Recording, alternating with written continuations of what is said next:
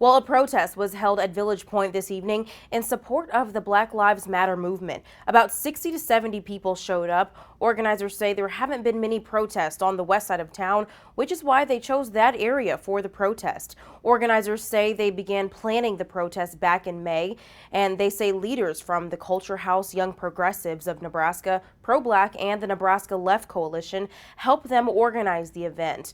Organizers we spoke to also tell us that they lined the streets with the names of those who have been killed by police, as well as victims of hate crimes.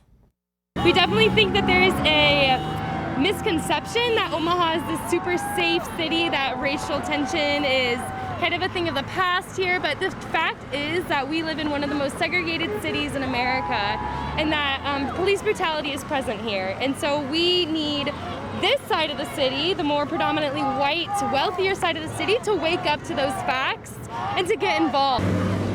And organizers also say it's important to understand the history of the city's racial divide. They hope to have another event in the future. Well, this morning, another group of protesters gathered today, this time outside of the Omaha Police Department. Dozens wrote chalk messages on the sidewalks near police headquarters downtown.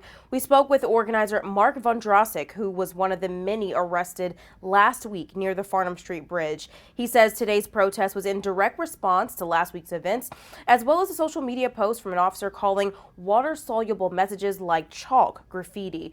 Vondrasek says today's protest was all about peacefully exercising their First Amendment rights. As long as the government continues to beat up protesters, I've had friends talking about bringing shields to the next protest.